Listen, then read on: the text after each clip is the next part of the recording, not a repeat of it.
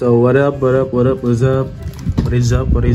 bro, mga paps. Nakikita nyo may box tayo galing sa Shopee at galing pa po ito sa Vietnam ata, kung di ako nagkakamali. Ayan, nalaman po nito ay ZPAT Pilot LED light, or sa tinatawag na park light or daytime running light, honeycomb. Ayan, buksan natin para makita natin kung ano yung nasa loob.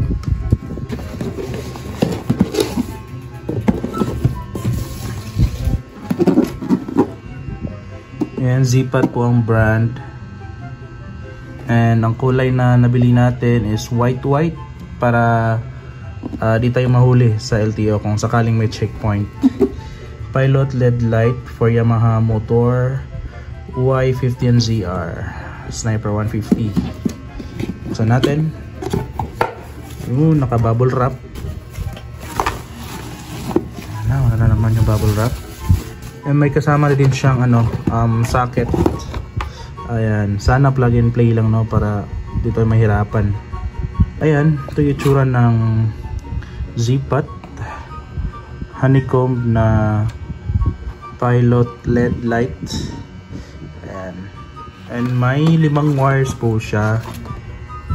Isang black, negative, blue, right signal light, sky blue, left signal light, and the white is the eyelid or itong daytime running light, itong park light na to, and itong white naman is positive.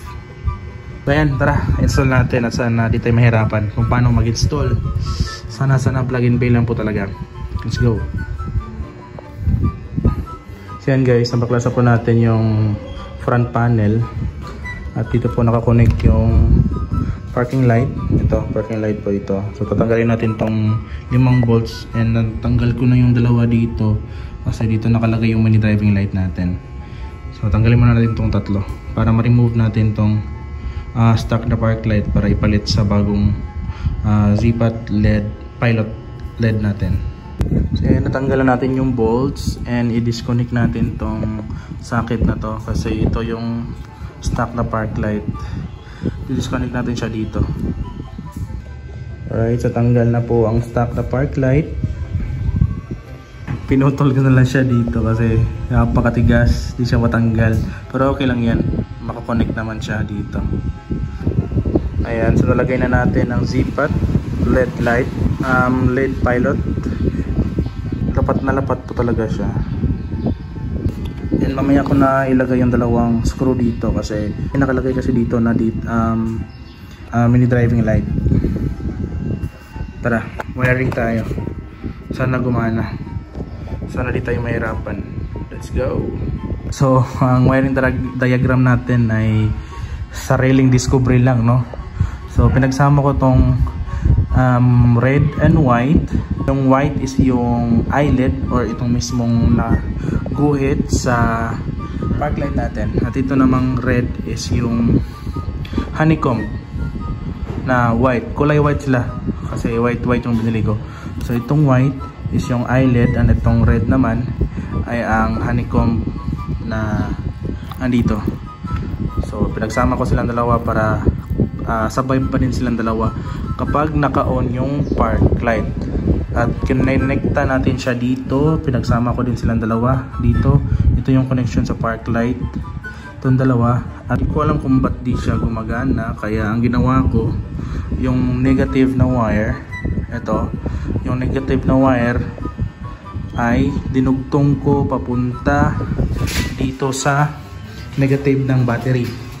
Ayun. Ayan. So di pa po ito final. Bali ilulusot ko yung wire dito sa cover para malinis tingnan. Tapos yung signal light, gagawan pa natin ng paraan na makonect siya dito kasi yung socket sa signal light ay dito lang naman, dito at dito din sa kabilang side. Alright, so yun lang. Na-discover ko lang, na lagay ko lang sa isip na bakit kaya di ko na lang i-direct sa battery yung negative ng wire. Kaya yun, gumana naman siya. Kukonect na natin yung signal light para gumana sila lahat. So ang dark blue ay sa right side and sa sky blue naman is sa left side. na signal light. Signal light po to. Signal light na connection po itong dalawa. So yan mga bro, na-tape na po natin silang lahat. At ito po yung signal light natin. Sa right side, kulay blue. Kinonekta natin siya dito. Tinap natin sa socket. Sa kulay green. Ayan, sa kulay green po tatap nyo dito sa kulay green. And sa kabila naman, sa kulay green din. Tatap nyo dito. Ayan po. Diyan po nyo siya itatap. Recap tayo mga bro.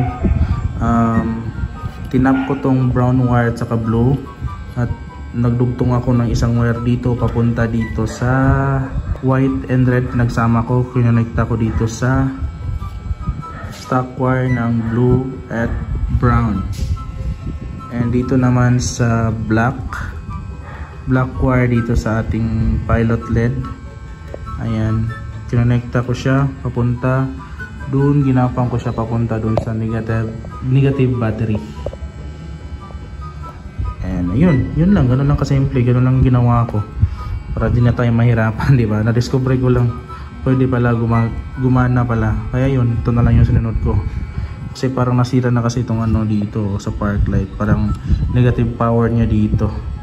Tanay kong tinap pero walang power source, kaya dinirekta ko na lang yung negative papunta dun sa battery. Kaya yun, gumana siya.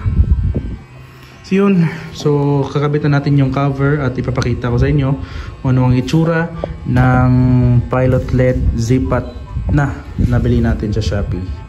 Alright, so ang presyo nga pala nito is nasa 1,300 plus kasama na po sa shipping and sa discount. Lagay ko na lang yung link sa description below.